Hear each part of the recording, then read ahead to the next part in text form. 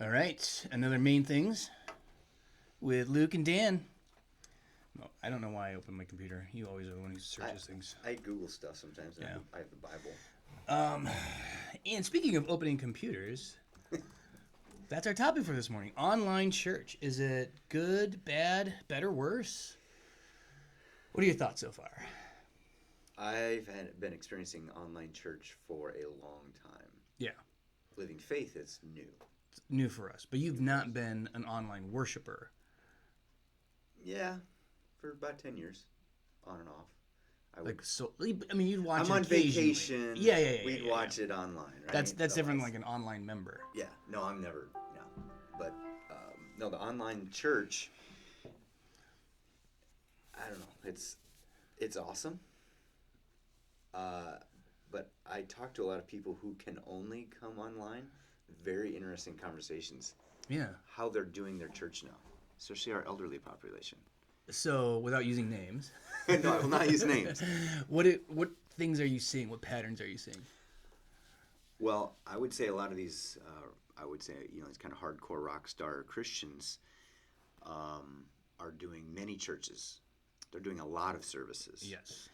Both, they're like, oh, I was used to listening to Lutheran Hour, so I'll do that. And then I'll watch this service from this church, and then I'll watch your church, and then I'll watch this church. Mm-hmm. And then on Wednesdays, I do this Bible study. And then on Tuesdays, I do this. I'm like, so all of a sudden they have this huge overload, potentially, of options that they never would have had in the past, which is good.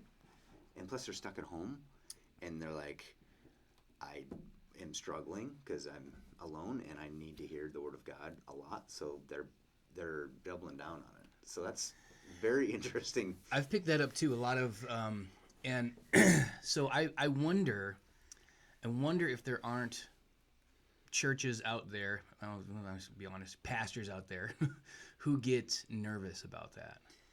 I think there are. Because here's the deal. I'm learning how to preach still. I started preaching in a very large church. The standard by which I was measured on day one was, in my book, very intimidating, very high. Mm-hmm. Okay, now take that times 1,000. That's you on the internet. Mm-hmm. You're being compared with everybody. And that's not really fair. No. And that's not really the purpose of even preaching. The proclamation of the gospel is not Right. a show. Right. But you and I have had this conversation about, don't suck. Don't suck. Like that's the number one goal. That's goal one on my every 6 months. Don't suck. Right. Well, and it truly is intimidating. And I know I've had just a few conversations with guys who are, I can tell that what they're saying is, well, I'm in charge of my flock, and not in charge of. I'm responsible for my flock, for the teachings that they have and for what they hear, and they go out and watch these. I don't know what these other pastors are saying. Yes. And in some regards, there's some truth to that, because if they're going out and watching other denominations, The televangelist type. yeah, The prosperity gospel type. The not true things being said. That I hear these things. and people have been drawn into like the mode of going to see that, going to find church online, and in my opinion, I'm not intimidated by that at all. I don't Really? care. Luke wouldn't care. No one is surprised by that. Well, because I'm the best. So Of course. people who don't know me are really going to think I'm You're like Pizza Steve on that cartoon. I'm the best because I'm the best. exactly right. So it doesn't bother me because I figure the more broadly you can see the world of theology and preaching out there, the more well-rounded you are, and the better for comparison. Because I think most people do start with an idea of a new young Christian wants a engaging, flashy, cool sermon and church and pastor. Fills me up. Fills me up. But if we believe that the Word of God does what the Word of God does, which we do believe, Does not go avoid. so it's going to do work on them regardless. So and this is why, the real bar is don't suck. Like, don't get in the way. Like Jonah. Yeah. Don't suck like Jonah at preaching. 5, 7 words, whatever he preached that sermon. It worked. It works. So God will do work through that teaching, whether it is got some errors and problems in it. He's still going to do some work, which means they're going to grow in maturity. And then, and this is one of the things that we have historically been at Living Faith, is a place where people come from other churches, and they go, You're a sheep stealer. well, You just admitted it. yes, sure. No, what I say is this. I know. I'll often say, when people tell me, and I'm not going to use church names either, but I have been going over there for some years now, and I want something more. And I'll jokingly say, "What's a great starter church?" But there's that. I don't mean that pejoratively, because it's a great church where a lot of people come from to be here. But what they do is preach directly towards. They cater everything they're doing on Sunday morning towards new Christians or non-believers, seekers, visitors. So they're not diving in quite as deep as we do, because that's not the kind of church we are. There's a difference. There is a difference. So, Who's your audience? and I think what they're doing is great, because we're not doing it. So I'm glad somebody is doing it. Well, you're always trying to do, it's an and both, but you have to make decisions. And who are you trying, when you're looking at your congregation or your people, what's the thing they're struggling the most with? Where are they at? We talk about the discipleship wheel. How do you address all areas within a message? Which ones do you emphasize? Right. This is why preaching is horrible, really, because you're gonna. It's not a conversation. You can't. There's no questions. Right. Hey, what about? No, there's none of that. So it's very daunting, because you might, the law and the gospel, you're not sure where everybody's at. Everybody's at a different spot. Right. The Spirit's going to have to do His work. You just got to trust that. But navigating law and gospel in a very broad, diverse audience, which is essentially what we're having to do online now. Right. We could have anybody watching. Right. And now you have to be cognizant. Like when you're writing the sermon, who's in my mind right now? Mm-hmm. A guy in his basement who doesn't know Jesus, maybe. Or an elderly person. Somebody's a lifelong Christian. Somebody's a member. Somebody's not a member. A relative or a friend of a friend of a friend. Mm-hmm. And there's just, I try not to think about it, actually.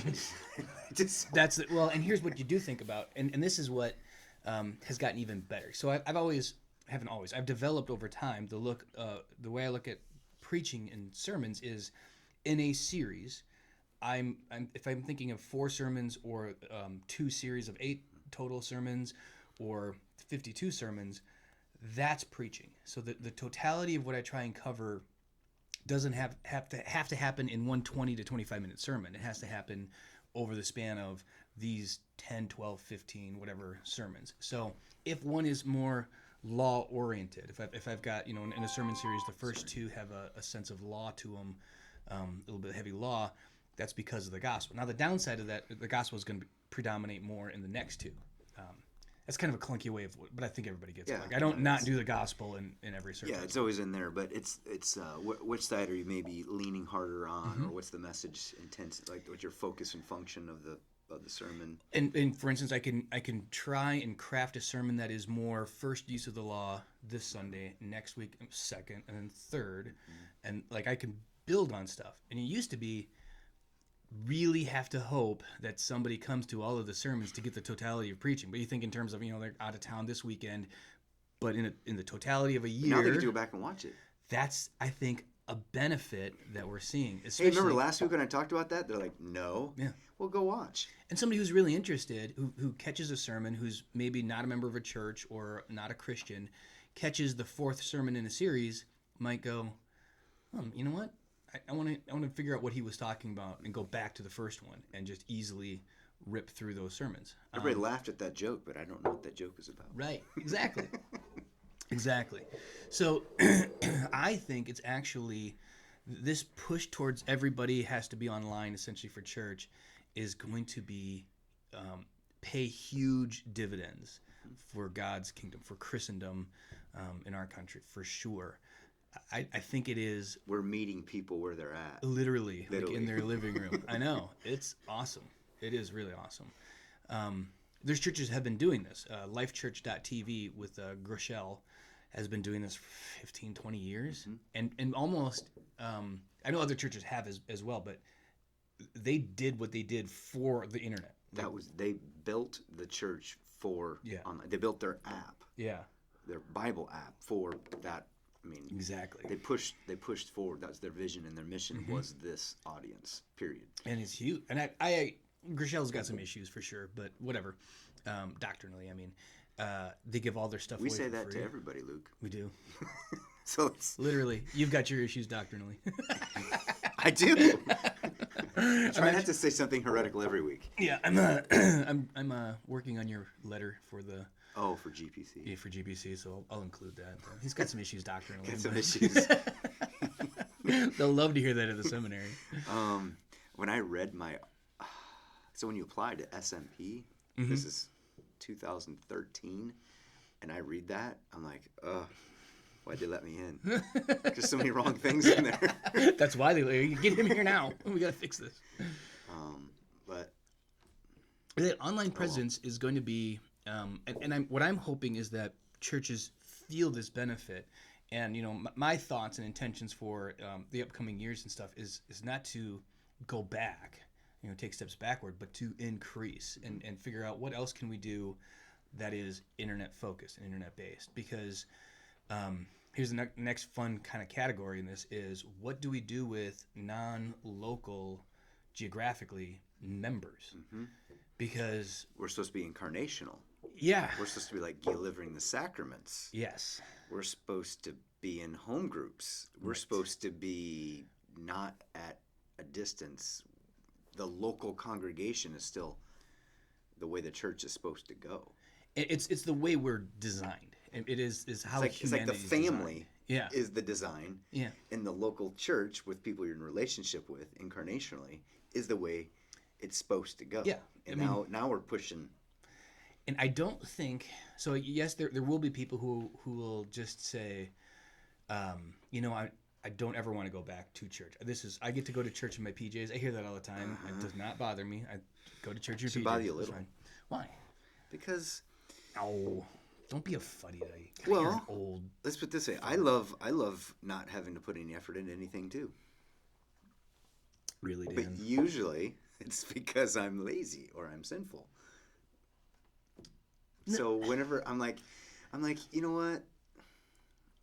Your end game is not PJs. Your end game is to be receiving the sacraments, hearing the word, Yes. ministering to your fellow believers, Yes. supporting them, encouraging them, discipling them. And I would say it is probably, if you're going to stay home and like once pandemic is over, everything is clear, and if a person who says, but I'm just going to still stay home and just worship online instead of going to the physical building to worship with those people, that there's sin at the root of that somewhere. And it might be not necessarily a sin they've done, but we might have people who are always socially anxious. And that's a mark of sin in this world. It's a sign that sin still abounds. Part of their personality and So, or the other ones we're going to get are people who are not local, and this is where I think we have to start planning on transitioning. So if you find us online and you love us online, great. Now, what is the plan to transition you? Still watch us on Sunday, or Sunday afternoon or Monday if you want, but where is your local church to be part of? Because that is how we're hardwired. It is how we're hardwired. And just like, you wouldn't be satisfying for your family to just have an online relationship with my wife and kids, like that's not satisfying. it's better than nothing. It's better than nothing. So if you travel a lot and you get to stay connected with your better kids, than nothing. it's better than nothing. But it's not how we're designed to be. We're designed to live together. And that's where I would say, struggled / failed to be intentional or figure out discipleship online. I'm not. Yeah. That's, I got a text from somebody, a member, hey, let's go do lunch. And I'm like, yeah. But I'm like, how many times has that not happened in the last how many months? Because that's, there's just something about breaking bread, talking, sharing a beer, Yes. being just with people, listen to them, have the conversation. I had a buddy over this last week, get to talk for a couple of hours. It was awesome. It's the way it's supposed to be. So so the part of me always mourns a little when I hear online. Like I want to do Lent. I want to do Lent face to face. I know. It's like, I know. no, Dan. Like, all right, forget it. Yeah, you are a relational being on steroids. I mean, that is who you are. It's why you're a good pastor. It's a major component in what you do. We're in this weird spot though, where people do benefit because of what we're doing online, and they're in a different state. I mean, they're not going to swing by and have a beer because they live in my in-laws. My in-laws often, my mother-in-law is probably watching this right now. Hi, Vian. She likes to watch this. I know that she would love to do, she was doing Wednesday Bible study for a while, but she's hung up with work now and can't do it. I get it. If you find value in it, you want to watch, you want to participate, but I would never say to her or to anybody else, don't go to your church. That sucks. In fact, I know Christians who, because their church isn't meeting in person, they come to other churches. Some come to our church because we do have an in-person option. I know not just our church, other churches who have had in-person services are getting people from churches that have been unavailable to do that for months. And now some of those churches are coming back online, like as online. Like in person, yeah. You know what I mean? I didn't know what you mean, yeah. So I think they're in a tough spot to go, okay, now, where's my home now? Right. Who am I with? Everybody's reanalyzing their relationship with their church. Yes. Everybody's shopping. Yeah. Very American, very Western, very consumeristic, and unfortunately, the church is in this culture that has to deal with the shopping mall attitude of even church. Yeah. Which again, it's not good, but it's the way it is. Yeah, it's no bueno. Yes. So it is akin to shopping for a new family. You're like, you know what? I don't not like my wife and kids. I just wonder if there's another wife and kids. Is there an upgrade out there? No, so I've been with this My wife and kids for a needs while. to not shop. Of course there's an upgrade. I don't have to look very hard. Yeah, that's an issue of if you have a connected relationship, and sometimes people don't have a real strong relationship with the church, and that's a different story. Or people move. We've had a bunch of weddings this year, man. It's been crazy. People come from Northwest Iowa, and they're obviously not going back there to church, so they come here and start shopping, and that is okay. That's what you should. We've had several couples shop online. Yes. And then come to service. Yes. Face to face, but everybody's testing the waters online before they step foot in the church. I think that's just the norm. Absolutely. It was the norm before the pandemic. Now it's really 100%. Yeah, I've read some things and I've heard some other people talking that they're nervous that people aren't going to come back in person once the pandemic. They're just going to stay home. I just don't think that's true. I think we're going to see a resurgence. We were talking about this. Yes. We may actually have to finally then start registering on a regular Sunday. Right. Of space concerns. People are going to want to come back. Because we're still going to be masked and social distancing. Right. So then when that number, we were starting to feel it last week. It felt like, we only had like 2 little pods left. Mm-hmm. I was like, ooh, what if 4 families just showed up right now? Mm-hmm. Were you thinking that? Well, so we do have some extra space. We have extra space. We could throw up some more chairs. we could do that. But then that's like, okay, that day's going to come. Yes, it is. We got to we're thinking about it. I like, though, I think more what's going to happen is once pandemic is over, I think what's happened in this time is people have come to terms with, some things are more important than other things. And I honestly think that, so the numbers for all professional sports, watching it on TV has gone down. People are less interested in lots of stuff. People, I think, who were crazy with their kids overscheduled were like, it's kind of nice not to have to drive everywhere all the time. Have 6 practices and 4 games a week. Yeah. They don't need to do that. Sure don't. So I think Which my kid's doing right now. Yeah. Which I think what's going to happen is a lot of those families are going to say, but this is a good one. It's, church on Sunday mornings is, It's nice open. Let's not fill it with soccer. Let's not fill it with this and this and this. I mean, some people will for sure go back because it's an industry. But I think we're going to get more people. And it's the same thing as TV and sporting events. So, the NBA is not afraid of telecasting there, and they're like, well, nobody will show up. Like, no, they're going to pack the arena. Every night. Every single game. Like Dr. Velt says, take them to the game. There's a difference between watching it on TV and actually going to the game in person. There's a difference. People want to go. Yeah, That's they why really want to go. They can sell tickets. If it was free, they'd have to build a much bigger stadium. I'm already excited about the idea of going to an Iowa State football game next fall. Yeah. I'm like, yeah, if I can do that, I'm there, even though I can watch it on TV. Right.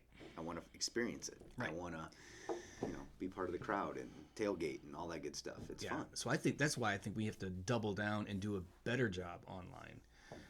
But what it's going to do is it's going to start to really cause a lot of angst over how do we. One of the things we talked about just recently is how do we measure? How do we plan for? So if you look at one of our services, it might say 300 views. Man, oh my gosh, that's a lot of views. But how many people per view? How long are they viewing? Right. How much do you want to dig down into the milieu of the data to figure out, okay, then what really counts? Exactly. Yeah, so what I do is I can tell people are checking out face to face. Right. And you can count how many people are here. Oh, that guy's sleeping. Yeah. Does that count? Yep, that still counts. Still counts. He's in the space. Still counts. Yeah. I hate when I do that to people. There's a few people who I won't name any names, but I'm convinced they can't stay awake. It's like they need to get checked for apnea. No, they're just legit. Or I think it's like Pavlov's dog almost. Grace, mercy, and peace. Oh, it's nap time. It's like a trigger. Oh, okay. I'm out. It's just, but I've known people, and Glory Day too. It's like they worked all night. Yeah. And now they're here. I would be in bed right now. Right. But they're in church, and if they fall asleep, God bless them.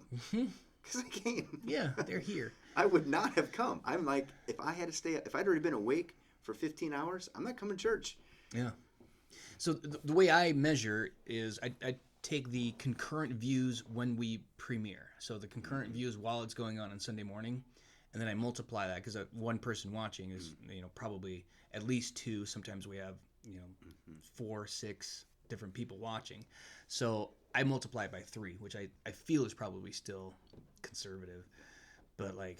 That might also then account for the retroactive later views. Yeah, and I just complete. I just don't count those. But yeah, so the 2.4 is what YouTube suggests. Right. But then since we're leaving it out there, you might. So I think 3 is not an unreasonable thing of the synchronous online views at the live premiere.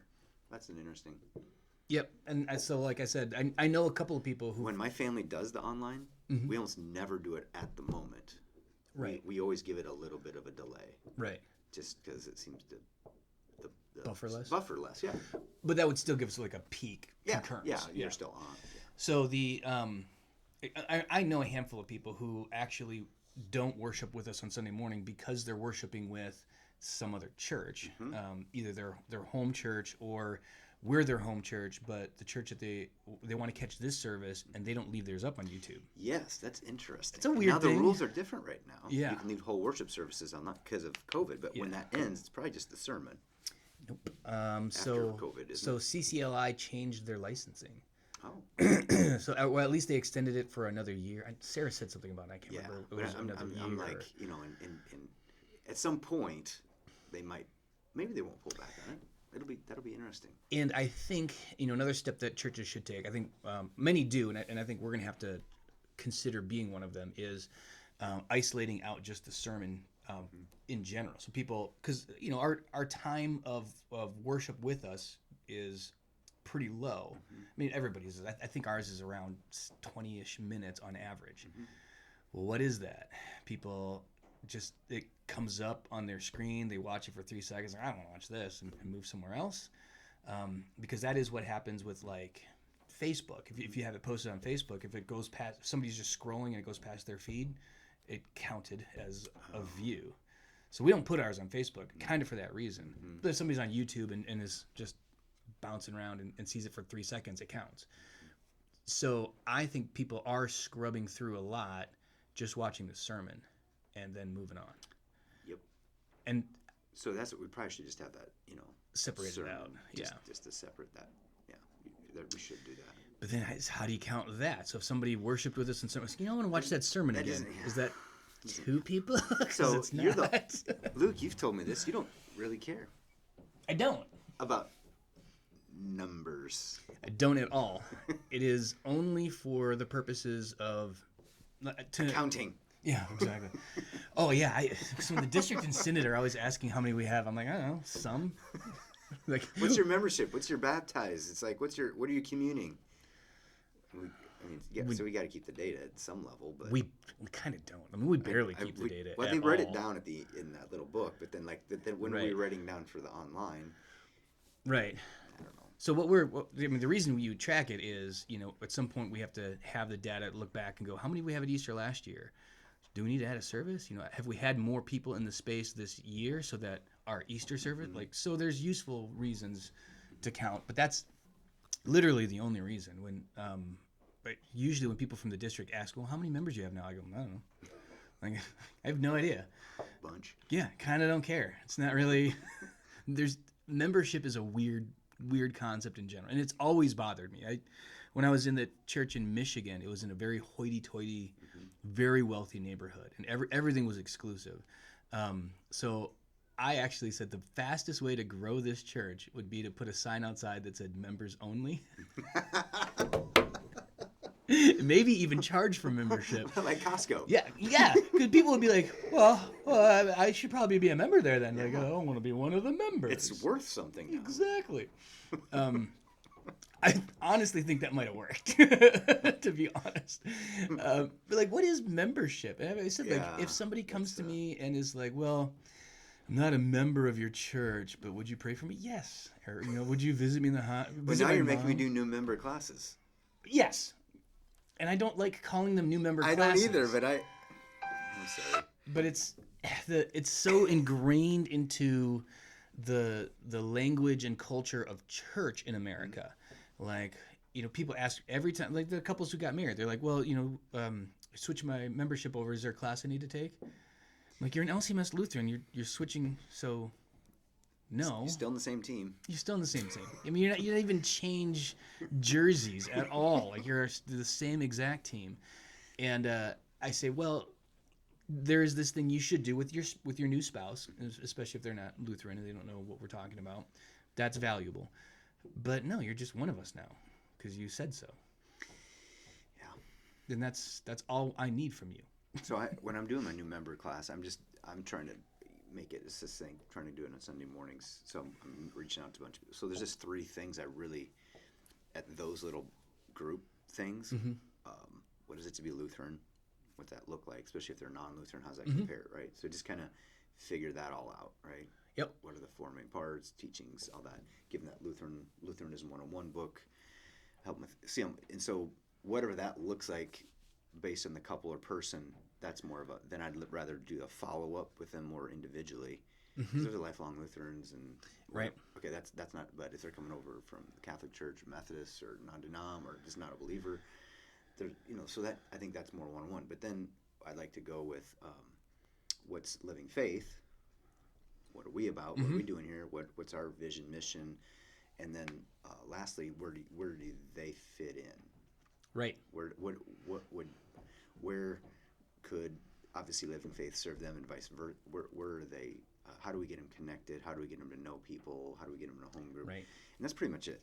And I think that last one is actually the main point of that class, and it's actually the thing you're doing in that class is they just get to see that there's other people joining this church, and especially young couples just got married, like, oh, another young couple, like, what's your name? Then they see each other here on Sunday mornings, and it's building that relationship and rapport, and back to, it's hard to do that online.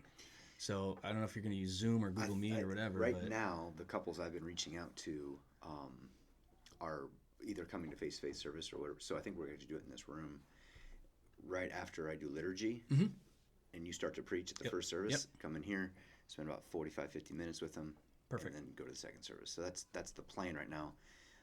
So yeah, there's like, I don't know, 4 or 5 couples right now, which, like you say, is just kind of weird that that's happening. But people are still getting married, people being born. You just had a baptism I this did a morning. baptism this morning. I've got 2 more coming up, so it's exciting. Yeah. So we're still doing the churchy thing. We are, and so I have like this sense that it's kind of happening. I mean, people that have been, again, members here, who maybe haven't worshipped with us a lot, are saying, you know what, it's time to get back and time to get back involved. Even a couple they were members here, got married here, moved away, ended up moving back. Not really all that close to us, by the way, but moving back here are like, we're coming back to church. Can't wait to see you.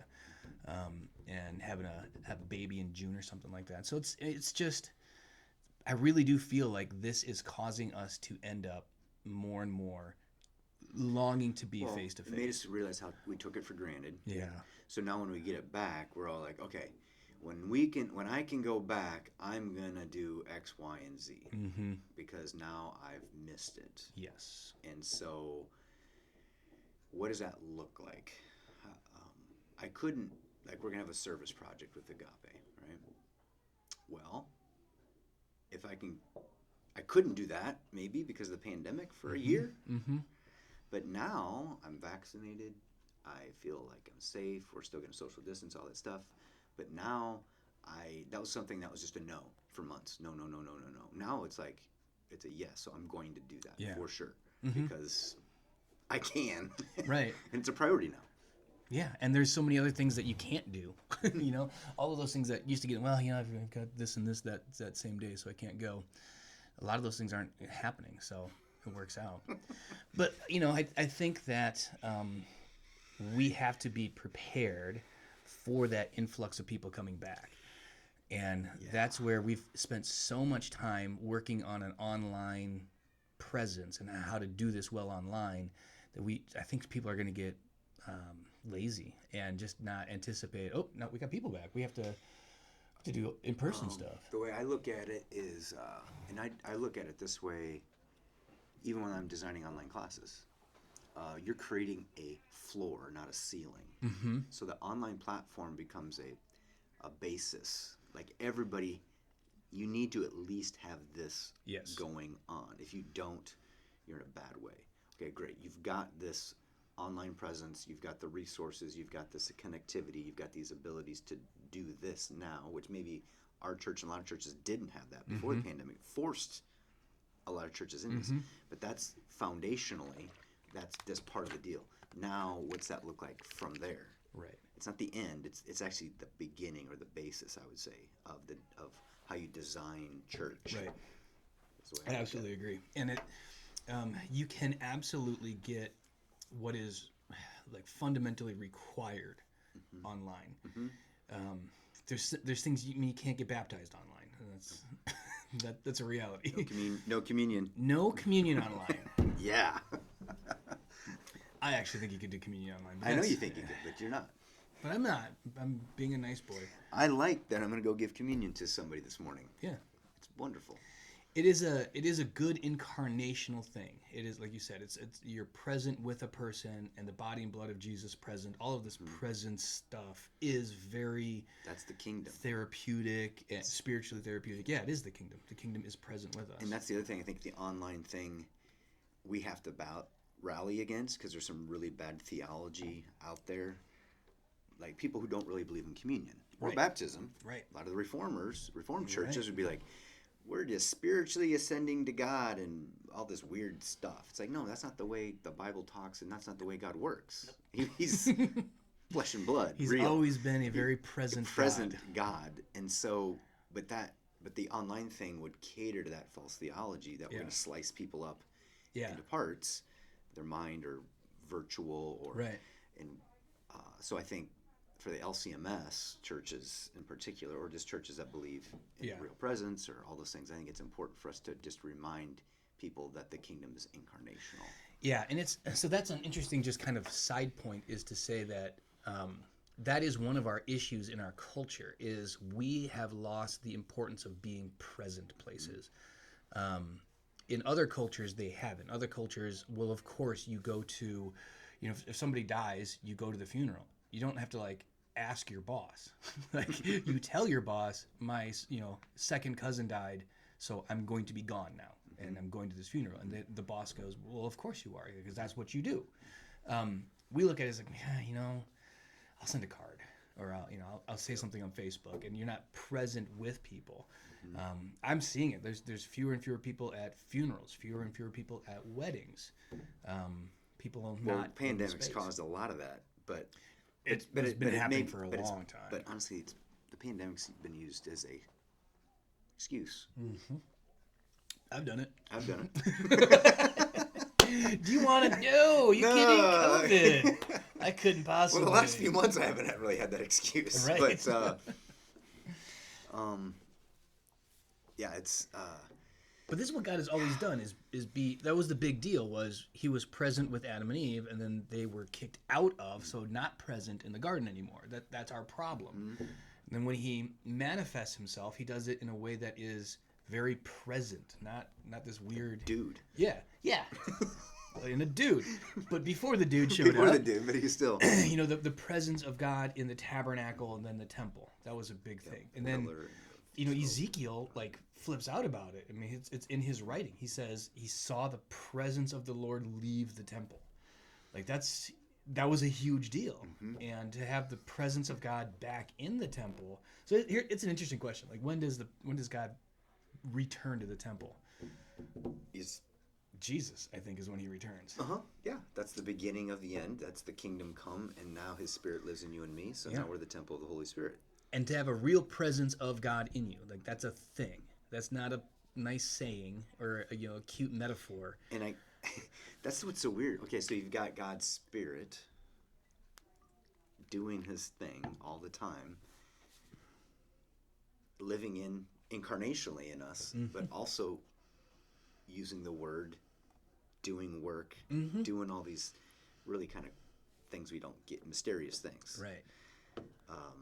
Which is why the internet now is God working through the internet, of course. Absolutely. So God's Spirit is using His Word to change hearts and minds. So the Holy Spirit is the Word is being broadcast more than ever. Yes. So that's powerful. That is the way upside of it. That's the big upside. He is present in His Word. So anytime His Word comes out of the speakers on your computer or your TV, His Word is present doing its work in your house. That is, but think about this. Like, I don't really have a chance to go to. Like, no.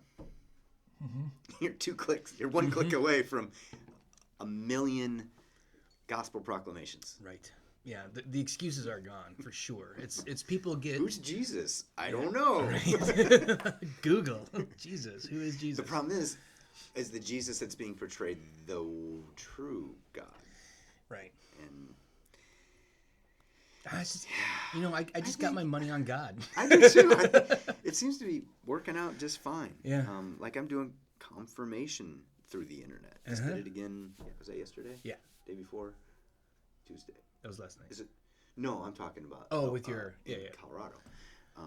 So that's another great use of the internet is remote teaching, also discipling, connecting at that level. Well, and Paul did this when he wrote letters. Yeah. Like it's just a way faster letter. Way faster. And the dialogue goes quicker. It's actually better. So it's not, you can't teach remotely. That's how Paul taught these churches that he wasn't at. He wrote the letter, the stuff to know, and sent it to them.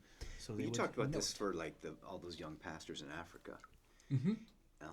Now there's lots of resources for them, but you're aware of their culture. They know you. They have a relationship. They have trust and rapport. Right. So if you showed up on their screen, that would be different. That'd be different. They would be like, okay, he is authoritative, and I'm going to listen now. So that's why I think the face-to-face, and I've read books on this for a long time, but why do things face-to-face, even from a business sense? It's for trust, rapport, body language. You develop a relationship, which then can continue and go online and still stay strong. But to start online, to go that way, I've had that happen to me, built really high trust, high rapport, talked about real things, with my students and others, never saw them face to face. But then when I did finally see them face to face, it was, yeah, I know you know me. My kids are experiencing this all the time. Right. They're building relationships with people from other states and other countries that they may never see face to face, but those are real relationships. When the Which is internet so weird. when the internet first started coming out, I had this debate with several people, but the one that I really remember was my dad. My dad was like, "You can't build relationships online," and I was like, "You can. Like, you actually can build a relationship on it. It is not." He'd be like, "It's just not the same." I go, "It isn't the same, but you can do an amount of relationship building so that you're ahead when you do meet face to face." And what does that really mean? Like, I've always thought too, the reason to do business face to face also is it's harder. So what you're communicating is you are worth getting on a plane and flying across the country, or this is important enough that I'm not going to do it over. I want to be. So it costs me money for travel. It costs me time away from my family. So without all that I'm communicates. doing that today. Yes, exactly. I'm going to see my cousin. And that communicates. I could just call him. Yeah. And I have called him. Right. But there's something different about I'm going to be there. Yeah. And I'm going to see him. You're making a sacrifice of self in order to do it, and that counts for something. So that's why, yes, we can disciple people in Africa online, 100%. But then when we go, it adds this. It is worth me showing up, and Paul does this. Paul himself, as he's writing these letters, often says, "I long to come see you," He or says that all the time. "I'm coming very soon. I'll see you in a week." Yeah. Or I wish I could be there. Yeah. And then he does show up, and it's not like, it's edifying to the church. Yeah, he wrote the letter to Romans, to Rome, the book of Romans, saying, "I'm planning to come and see you, Yeah. and then I'm going to go to Spain." That's a whole other debate. I heard there's a church there. I should probably go check you guys out. Yeah, it's a valuable thing to be face to face, but it's just a different valuable thing to be able to do what we do remotely online, and it's a different thing. But we shouldn't be afraid of it. We shouldn't shy away from it. It just gets complicated. We're asking questions now that are the right questions. And we had this conversation a little bit. Do I count somebody as a member who can't ever physically come here? I don't know. Or somebody who's a member of another church but always worships with us. Well, maybe this is another chip in that wall that you've been trying to break down for years. Just get rid of the word. Yeah, just kill membership. Just kill membership. I think so. Well, the other thing is, when people ask, okay, how big is Living Faith? I don't know. We worship about 200 on a Sunday. That is what everybody's asking anyways. Yeah. So now it's like, how big are you now? I'm like, I don't know. Right. We have like 75 people showing up and a bunch of people online, but I really don't know, and I shouldn't care. You shouldn't care. You really shouldn't care. You got to do the same thing. Again, whoever's there is all you know. So that's the other thing is you might have somebody who's not stepped their foot in this church in 20 years, but they still are members. They still associate. They still have they still put themselves with this body. Mm-hmm. That's a very powerful thing to think about. Like, it's like I haven't seen you in 20 years, but I'm part of your family. It's kind of like that, isn't it? and there is value to that, right? Yeah. So there is, if you've got family in Europe you haven't seen forever, but I'm going to Europe, I'd like to stop by and see you. Mm-hmm. That's a thing that happens all the time. But it's So- a little bit different for, like, they live 2 blocks over there Yeah. and we've never seen them here. That's Like, different. yeah. I don't know. It's going to be an exciting time. Yeah. I'm excited about it. This fall, I'm already like, this fall could be like crazy. I think it's going to be. Like, let's say all the vaccinations are through the summer, people start coming back, we're breaking ground on a building, Mm-hmm. and it's home groups, like, oh yeah, I'll go to somebody's house and I'll do that thing, we'll host some people, and then I start connecting and training and I think it's going to go gangbusters. I think what's happened I hope is so. like there was this funnel that was like a steady stream. I think of it like a steady stream of growth and things happening here in our church and just, in other churches. And then COVID kind of dammed it up for a little bit. And so all that's really happened is just this It's big getting, I like that. pool is kind of backed up. And now the And then when floodgates that are going to opens open. up, it is. It's like all of a sudden. I mean, there's a lot of people who I know a few people who've kind of joined our church who don't really worship with us very much on Sundays because they're nervous about COVID, and they're all going to show up, and it's going to be crazy. All of a sudden, there's going to be 6 new couples, young couples who just got married in our church. How crazy is that? Yeah. Like just this summer, we 6 weddings. Well, not summer, from summer until I just 2 sent weeks ago. I just sent an email to a couple. They're not members of our church. I did a baptism, but they live here locally. They probably aren't associated with any church. Yep. Besides, well, they had a baptism here, so I'm like, hey, are you interested in this new member thing? I thought that would be appropriate to at least Absolutely. reach out to them and go, hey, if you're interested, we're going to be doing this thing, which is that so? That's we've had many requests like that too. Yeah, yeah. Oh, you guys do weddings? Mm-hmm. Okay, can I get married there? Oh, you do baptisms. Oh, can I do that there? I'm like, Yeah. well, yes, yes. Do you know anybody else who wants these things? Because Yeah. this is what the church does. So that's fun. Yeah, like I said, I think the floodgates are going to open, and it's going to be. We got to be ready for a spike in growth, and we are. Which is the other. I was going to touch on this a little bit too. It's strange to ever think about other sorts of ways to measure, and I think one of the ways to measure too is just resource wise. What do we have going on? We've gotten. You got State of the Church this Sunday. State of the Church is Sunday. I can tell you we've got a lot of monies coming for the Build program. That's awesome. Our contributions are doing great. Cool. It's weird. It's good. It is just weird. And that's Well, we're a saving good all that sign. gas money. You're saving all the gas money. True. But it's just it's a strange thing. Do I count as members somebody who lives? We got somebody in North Carolina. We have no idea who they are. Worships with us and sends us an offering occasionally. I have no clue who this person is. Whenever I hear things like that, it makes me think, I would never be that good of a guy. Just not that nice a I'm person. just not that nice a person. I'm just like, but then I hear like a lot of people. Oh yeah, they did this, and they like they just associate them sayings, and they're like anonymous behind the scenes. Yeah. And you hear about them second, third hand, and you're like, yeah, I'm just not that nice of a guy. Not even close. I admire people like that, actually. There's just different people out there, and this person I don't know. My guess is would love to be part of a local church and hasn't connected with one, and values what we do, so supports us with resource. Great. I'm all for that. I still would want and prefer them to be in a local congregation. Yeah. And I would gladly, turn away their offering to say, give that offering in this local church where you can incarnationally be. That is the better way to do it. This is where God can use you incarnationally, Absolutely. just in that local setting. Yes. But it's what is the purpose? We're supposed to equip the saints, right, for the building of the body, which is what's going on online. So we're equipping people, and what's kind of cool is, like, we did Sanctity of Life Sunday. Sunday, okay, so that's a different type of service or different type of thing. So let's say another church, or normally they don't do that. So now you can go, okay, learn about that. Yeah. What's going on there? Or I can learn about, some type of mission. We're having a missionary. And this guy from Mission Central, he's going to come here. So that's a different type of thing. Yep. So he doesn't have to go to every church in the LCMS.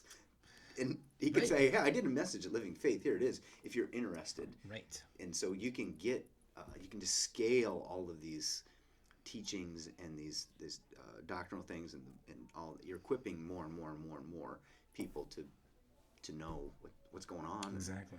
Yeah, it's pretty cool. That's a blessing. All It's right. fun. Yeah. There you go. That's main things. We'll see you guys next week.